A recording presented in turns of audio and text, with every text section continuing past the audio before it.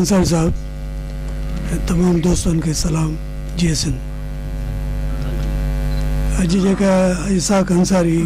महफ़िल गॾु ऐसे ही दोस्तों ने गॾु कयो आहे उन हवाले सां हिकिड़े 4 सिटर आहिनि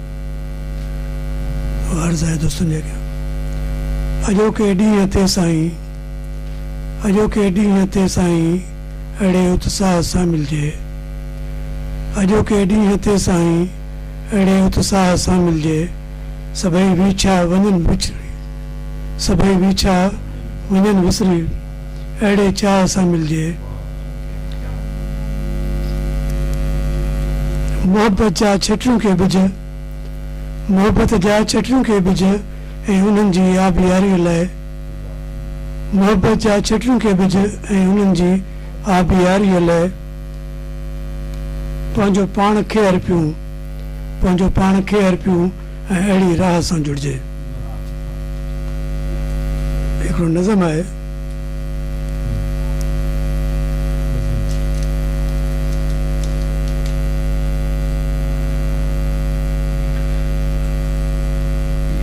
मां असल में हैदराबाद में आयुमि त लिखी कोन आयुमि हिन मोबाइल में जेको हुयो नज़म आहे कणो कणो करे करे कणो कणो करे करे पिटो जेकनि ज़मीन ते कणो कणो करे करे पिटो जेकनि ज़मीन ते तो ॿीहर मां फुटी पवां गुलनि जीअं रंग नवां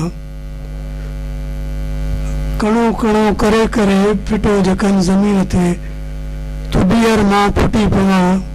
गुलनि जीअं रंग नवां संग नवां बिज नवां भले कोई वरी किथे मुंहिंजे हिन नमूद खे मिटीअ जे वजूद खां अलॻि करण जे घुरे नथो अलॻि करे सघे कणो कणो करे करे फिटो जेकनि ज़मीन ते तो ॿीहर मां फुटी पवां गुल जीअं रंग नवां संग नवां बिज नवां मुंहिंजे हिन नमूद खे मिटीअ जे वजूद खां अलॻि करण जे घुरे नथो अलॻि करे सघे अकुल जा सभु अंधा जारियत जा झंडा खणी खणी हणी हणी मज़लूमनि जा सिर लुणी छो हजायो पिया छटियूं बम में बारूद खे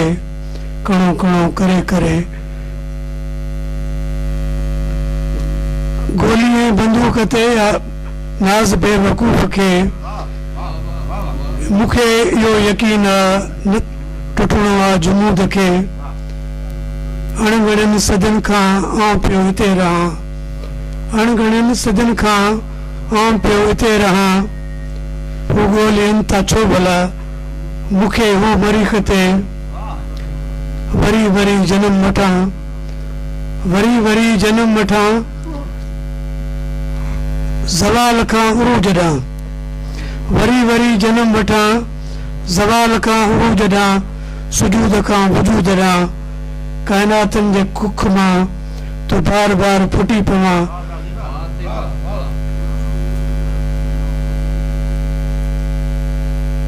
वरी वरी जनम वठां ज़वाल खां उरूज ॾांहुं सुजूद खां वजूद ॾांहुं काइनातनि जे कुख मां तो बार बार फुटी पवां मुक़दस इन ज़मीन ते कणो कणो करे करे पिटो जेकनि ज़मीन ते तो ॿीहर मां फुटी पवां गुलनि जीअं रंग नवां महिरबानी